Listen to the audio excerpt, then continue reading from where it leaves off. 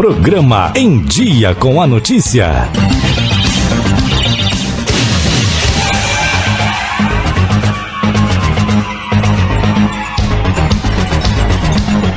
Ok, 10 horas e 38 minutos na vinícola, começando mais um Em Dia com a Notícia desta segunda-feira, dia 29 de outubro de 2018, começando muito bem esta semana, e nessa segundona aí pós-eleições, né, essa movimentação aí durante todo o mês, né, 2 meses praticamente aí, com campanhas e enfim, toda a movimentação, inclusive aí nas redes sociais, né, principalmente nas redes sociais, e a gente, como de costume, toda segunda-feira conversa aqui com o prefeito Rodrigo Lopes, né, e hoje presente aqui, como não poderia deixar de ser, também o vice João Luiz, presente aqui no estúdio também, e hoje falando sobre este assunto, né, eleições 2018, resultados em Andradas, na região, como eles avaliam esta situação, né, após agora esses resultados. Agora, finalmente, a gente pode falar sobre isso. E vamos dar, então, primeiro as boas-vindas aqui para o prefeito Rodrigo Lopes. Bom dia, prefeito. Bom dia, Cássio. Bom dia, João. Bom dia a todos os ouvintes da Rádio Vinícola que nos acompanham aí nesse dia 29 de outubro. É uma alegria estar aqui falando com vocês, finalizando esse mês de outubro e finalizando aí o processo eleitoral do ano de 2018, né? Com certeza. João, seja bem-vindo mais uma vez. Bom dia. Bom dia, Cássio. Bom dia, prefeito Rodrigo. Bom dia, amigos da Vinícola. Pois é, então, vamos um de cada vez, né? Primeiro, Rodrigo, vamos perguntar para o Rodrigo o que dizer sobre as eleições estaduais e também municipais de ontem. Bom, Cássio, nós tivemos aí a eleição do presidente da República e do governador de Minas Gerais, né? Então foi um cenário de novidade, né? A gente já tinha aí esse panorama da mudança que o pessoal buscava, né? No caso de presidente da República, o Bolsonaro, ele desde que o Lula foi retirado, né, pelos impedimentos da questão da lei da ficha limpa, o Bolsonaro assumiu a liderança nas pesquisas aí do cenário nacional.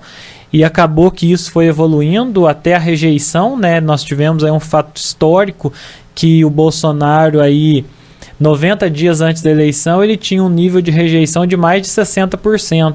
Né? Então, se você olhasse naquele momento, você falava que era um candidato que jamais ganharia a eleição. Só que a rejeição ao PT, ela era muito maior do que ao Bolsonaro. Então, quando foi confrontado o Bolsonaro com a expectativa da mudança contra o PT, então isso polarizou, radicalizou, né? E todo mundo que não era PT votou no Bolsonaro. E todos que tinham medo do Bolsonaro votaram no PT. Então foi uma disputa bastante polarizada, radicalizada, né? Foi uma situação complicada que levou aí o Bolsonaro a sofrer um atentado, né, durante aí o período eleitoral. E ontem confirmou, né? Eu falo que o meu apoio ainda no primeiro turno foi destinado ao Bolsonaro, no segundo turno reafirmado, porque eu falo assim, que eu prefiro a incerteza de ter esperança do que a certeza do que vai dar errado, que nós já conhecemos aí os 16 anos do PT, né? Que eles de uma forma marqueteira conseguiram transferir 13 anos de incompetência para os 2 anos e pouco do Temer, que nada mais é do que o vice da Dilma, né? Então quem votou no Temer 2 vezes foi o pessoal do PT, quem elegeu o Temer foi o PT, não fomos nós, né? Então a nossa ponderação aí em estar apoiando o Bolsonaro foi nesse sentido. Em Minas Gerais, né, até os eleitores devem se lembrar aí que desde lá do início de 2018 a gente falava do desejo de mudança da população de Minas Gerais, que a terceira via seria quem ganharia a eleição. A gente teve o apoio à pré-candidatura do Rodrigo Pacheco, porque a gente acreditava naquele momento que a novidade seria o que ganharia a eleição. Infelizmente, houve a inviabilização da candidatura do Rodrigo, houve a inviabilização da candidatura do Márcio Lacerda, justamente para tentar uma polarização entre PT e PSDB, que as pesquisas diziam isso, que o PT ou o PSDB só ganharia em Minas se um disputasse contra o outro, né? E aí veio uma terceira via que ninguém dava valor, que era o Partido Novo, né? Sem tempo de televisão, sem nenhuma orientação política, né? Até foi uma surpresa para o próprio candidato ter ido para o segundo turno e levou a eleição com uma votação expressiva de mais de 70%. Então, é o retrato da mudança que o eleitor buscava, né? Se acertou ou não, só o tempo que vai dizer, né? A nossa posição aqui foi de estar apoiando a Anastasia nesse segundo turno, até por uma questão de coerência, né, de apoio, porque na política a gente não pode ser oportunista, né? Aí eu vou votar no Zema agora porque ele vai ganhar a eleição. Teve muita gente que fez isso é oportunismo político, né? Então o cidadão tem todo o direito da opção e da mudança. Agora a personagem política, o vereador, o prefeito, o vice, as forças políticas que apoiaram no primeiro turno, mudar no segundo porque vai ganhar, é oportunismo político, né? E isso a gente não pode ter, né? O meu posicionamento do Bolsonaro aconteceu desde o primeiro turno porque a minha posição era contra o PT, né? E eu fui votar no candidato que tinha mais chance de ganhar do PT, que era o grande objetivo que eu tinha nessa eleição, e o resultado, né, foi positivo. Agora, né, vamos caminhar aí, né, ver os próximos passos, a formação da equipe, mas de uma maneira geral a democracia aconteceu, né, e nós temos que respeitar aí o resultado das urnas. Estamos conversando com o prefeito Rodrigo Lopes e também com o vice João Luiz, conversando aí sobre eleições 2018. João, o que você avalia aí sobre as eleições de ontem, estaduais, aqui também em Andradas, o resultado? Como você avalia este cenário? Então, Cássio, o Rodrigo ele já resumiu muito bem, né, esse panorama do Brasil e de Minas Gerais. Desculpa.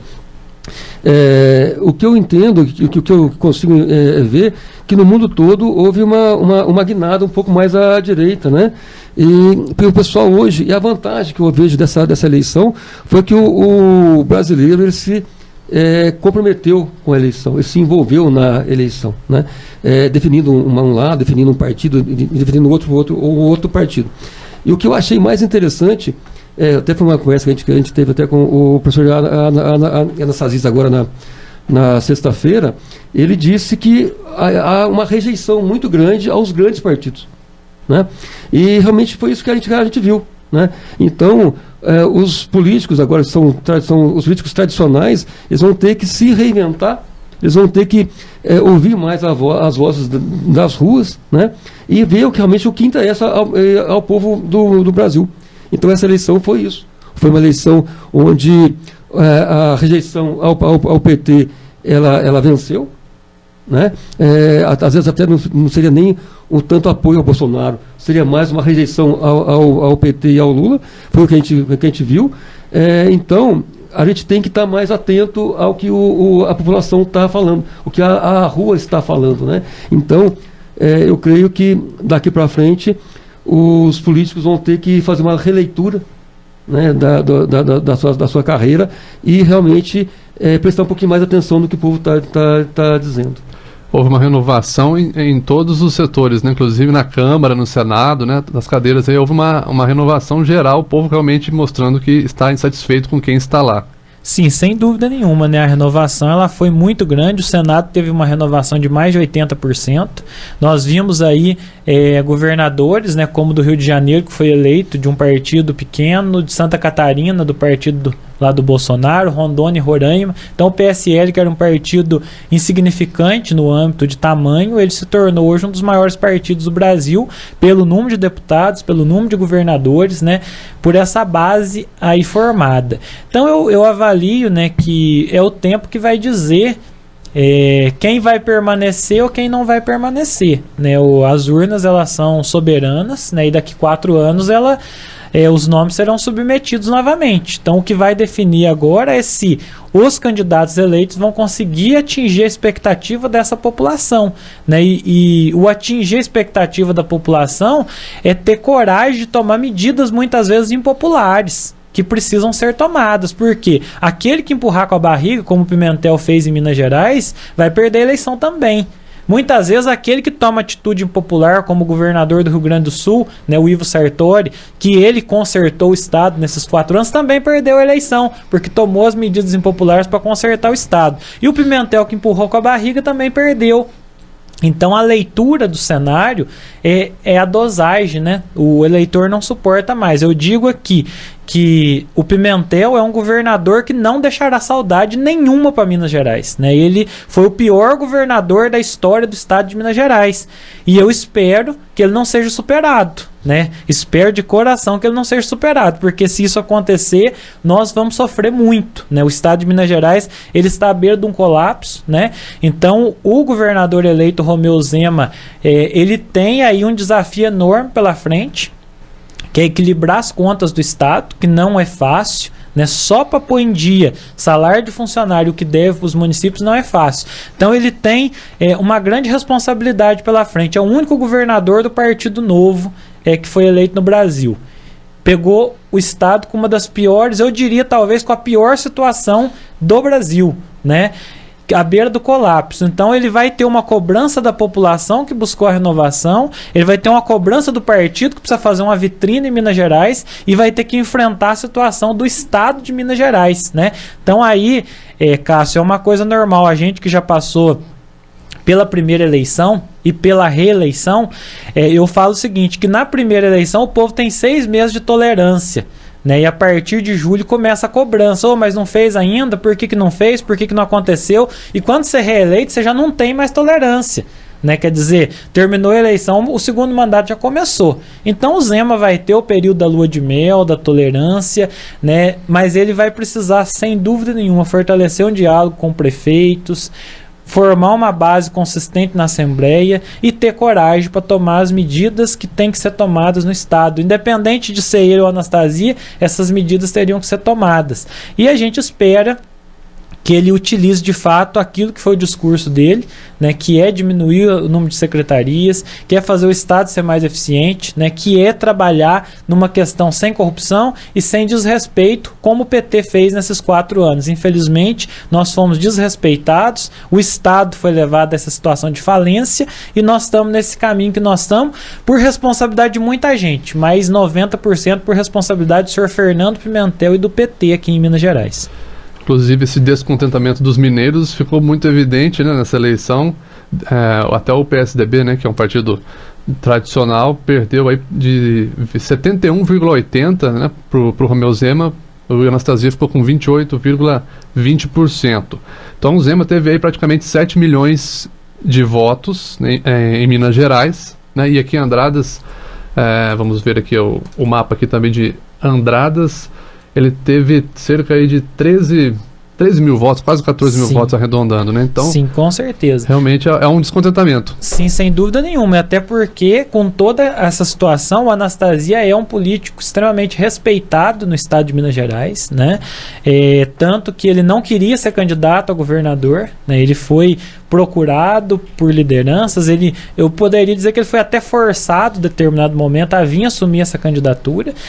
Justamente ele que tem uma trajetória importante no campo do Senado Federal, sendo até um nome que poderia e ainda pode ser aí o futuro presidente do Senado Nacional, mas que acabou vindo disputar essa eleição e teve uma derrota histórica, se nós considerarmos aí da eleição, desde quando o PSDB governou Minas. O Azeredo, que foi eleito em 94, que perdeu a reeleição em 98, mas não foi por uma diferença tão grande, né?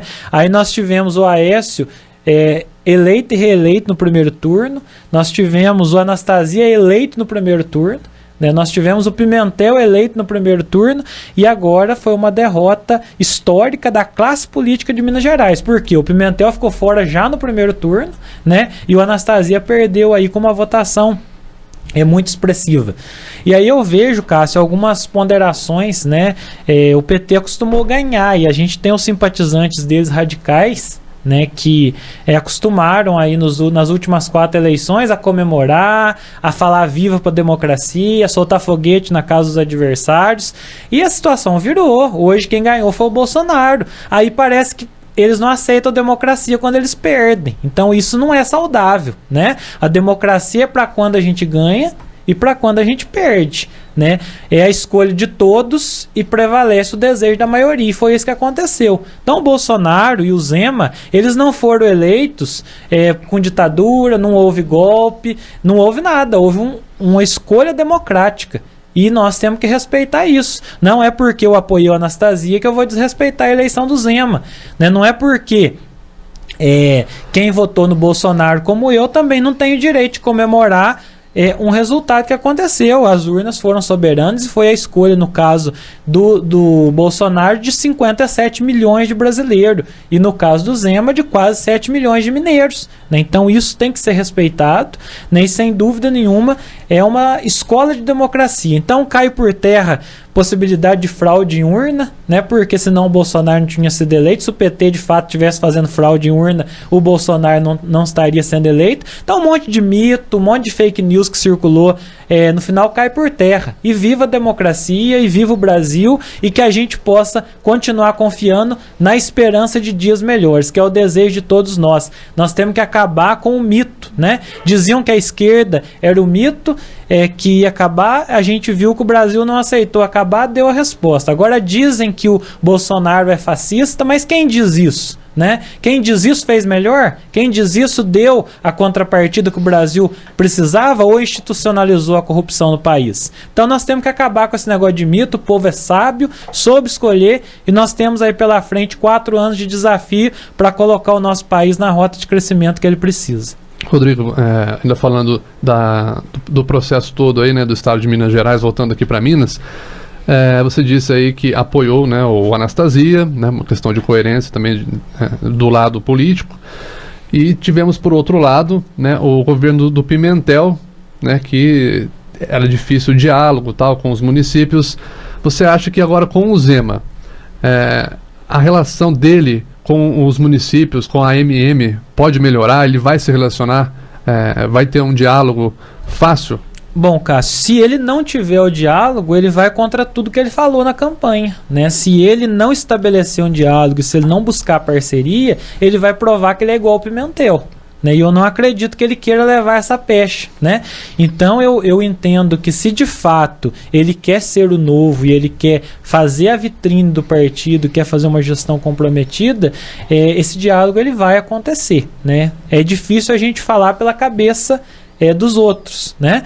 Mas eu acredito que se é essa a intenção, até porque, né, nesse segundo turno a gente viu as radicalizações. Nós vimos o estado de São Paulo com uma divisão, a radicalização. Nós não vimos o candidato derrotado à presidência da República dar os parabéns para o candidato eleito, né? E em Minas o Anastasia anunciou: já liguei para o Romeu Zema, já o cumprimentei pela votação e estou me colocando à disposição dele para trabalhar por Minas no Senado. Então isso é uma prova de que a relação vai ser amistosa, né? Então aí, se o Zema de fato viver no governo dele o que ele falou na campanha, eu acredito que nós não teremos problema nenhum. E principalmente no caso de Andradas, independente do meu apoio, ele teve aqui 69% dos votos, né? Então a população deu a ele uma votação maciça. Então eu acho impossível que um governador com o perfil que ele defendeu na campanha eleitoral vá se sujeitar, né, a perseguir municípios, até porque 90% dos prefeitos não o apoiaram. Então aí ele vai ter que perseguir o estado inteiro. Então eu acredito muito numa convergência, em sentar e conversar e construir uma nova realidade para Minas Gerais. Ô João, você acha que Andradas perdeu com a derrota do Anastasia? Ô Cássio, a gente fala, é difícil a gente falar se perdeu ou não, né?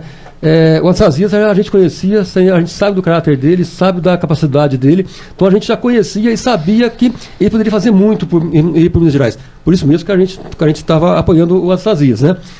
O Zema ninguém conhece. Pode ser uma pessoa muito boa, como pode também não ser tão bom assim, né? A gente torce, como o Rodrigo acabou de dizer, a gente torce para que ele faça tudo aquilo que ele prometeu na campanha dele, né? É impossível hoje um governador ele governar um estado sem ele ter, no mínimo, um diálogo com os municípios, né? O estado ele é feito de municípios, né? E infelizmente esse último governador nosso aí, o Pimentel, ele relegou os municípios ao segundo plano, né? E por isso é que teve essa derrota fragorosa nas urnas logo no primeiro turno, né? Então o Zema deve ser uma pessoa inteligente, eu creio nisso. Ele não vai ficar longe dos municípios, né? Então eu acho que Andradas pode não ter ganho tanto, porque a gente já sabia que o Anderson Frazia era uma pessoa íntegra, uma pessoa capacitada, e a gente vai agora na dúvida. Mas eu creio também, as eleições é a seguinte, ela forma novas lideranças, isso é muito bom. Aparecem novas lideranças. É torcer para que o Zema seja tudo aquilo que ele apareceu, né? E ele responda positivamente à expectativa da população, que eu acho que é uma expectativa muito boa. Mais de 70% da população acreditou no plano dele, né? Eu tenho certeza que ele não vai querer decepcionar, né? A vantagem é que ele é também do interior, então isso aí já vai olhar os municípios com outros olhos também, né? Então, o que eu queria mesmo deixar registrado aqui é que toda eleição ela surge novas lideranças, e para o país, para o estado, para o município é bom que isso surja, né? Porque a gente tem que, de vez em quando, ir reciclando as ideias também, né? Então, eu acredito que o Zema deva fazer um bom governo, sim. Vai ser um governo difícil, né? Porque o Estado, a situação que o PT deixou em Minas Gerais, como o Rodrigo mesmo disse, sinceramente, talvez seja pior até do que o Estado do Rio de Janeiro hoje, né? O Estado está, como o Rodrigo disse, está na beira do colapso. Tá, financeiro.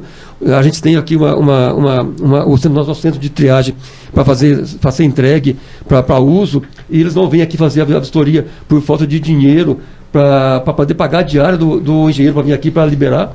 Quer dizer, é brincadeira isso, né? Não tem dinheiro para poder pôr gasolina no carro para vir aqui para fazer uma vistoria, é brincadeira. Então, o estado lastimável que Minas Gerais se encontra, eu tenho certeza que o Zema não vai deixar isso aí daqui a 4 anos, não. Então, pela resposta, não só de vocês, mas a gente percebe aí uma geral, né? Que tanto no âmbito nacional quanto estadual, nós temos incertezas, né? Mas incertezas otimistas, né? Com certeza, a possibilidade de ter esperança, né? Então, eu acho que é essa a realidade que nós vivemos, né? Nós vivemos uma questão cíclica na política.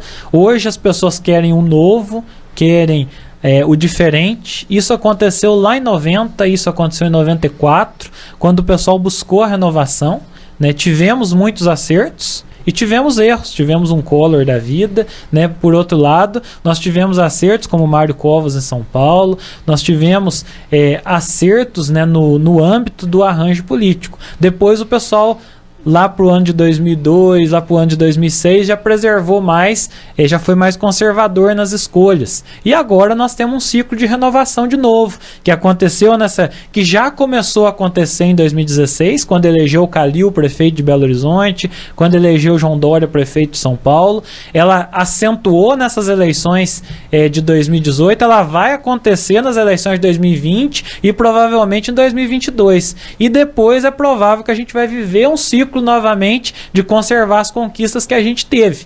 Então todas as escolhas, elas reservam para a gente conquistas e decepções, né? E a gente espera ter mais conquistas do que decepções, mas o que é certo é o seguinte: nós não podíamos continuar do jeito que nós estávamos. Isso é uma grande realidade. Então a população respondeu.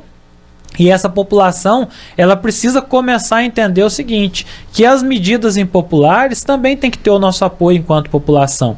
Que não adianta eu querer escolher só quem vai me dar benefício. O Brasil precisa fazer escolhas. E as escolhas, elas nem sempre vão agradar a todos. Então, é importante que a gente tenha consciência e tenha confiança naqueles que nós elegemos. Lógico que nós não vamos aceitar as atitudes arbitrárias, né? Mas escolhas terão que ser feitas. O Estado deficitário, como está Minas Gerais, à beira do colapso, o país, como está hoje, fechando orçamento com déficit, ele não pode continuar. Então há necessidade sim de mudanças e vai ter muita atitude que vai desagradar a população. Agora, não é por isso que o Bolsonaro vai virar o demônio depois da medida que ele tomar. Não é por isso que o Zema vai virar o demônio depois de medidas que ele precisar tomar em Minas. Então nós temos que ser coerentes. Como eu falei aqui, eu não votei no Zema. Só que se ele tomar atitudes que precisa tomar para o Estado, mesmo que impopulares, ele vai ter a minha defesa. Sabe? Ele vai ter a minha defesa. Então a gente precisa ser coerente e não oportunista.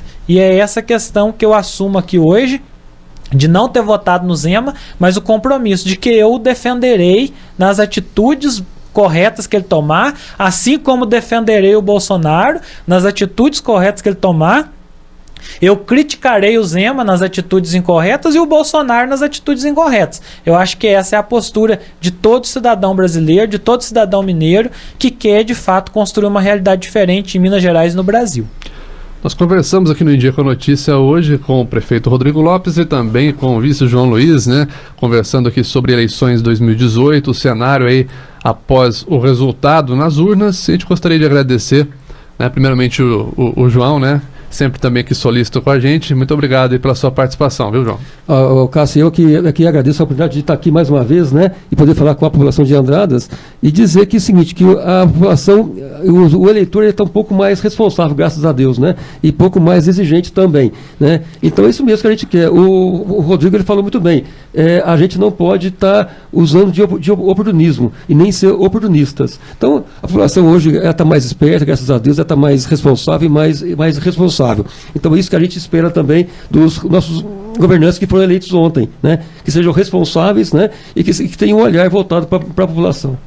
Rodrigo, muito obrigado. Deixa a mensagem. Muito obrigado, Cássio. Deixa aqui o meu abraço, né, a todos vocês. Já quero pedir para a população colocar na agenda dela aí. Tá faltando ainda um mês, mas nós vamos inaugurar, né, a avenida aí que dá acesso ao futuro Distrito Industrial, a Kohler, no dia 30 de novembro. Certo? É um convite para a população, vai ser no período da tarde, a gente ainda vai definir o horário, mas a gente faz questão que a população compareça, juntamente com as alças de acesso aqui da MG 455, também serão inauguradas, e talvez a Praça Alcides Mosconi, que é a expectativa que a gente tem dela ficar concluída até o dia 15 de novembro. Então, ou seja, apesar de todas as dificuldades, apesar da maré contra que nós vivemos, nós temos resultados aí para apresentar para a população, e os últimos 2 anos dessa gestão, sem dúvida nenhuma, serão de muitos resultados. Deixa aí um abraço a todos e até a próxima segunda aí, se Deus quiser. Programa Em Dia com a Notícia.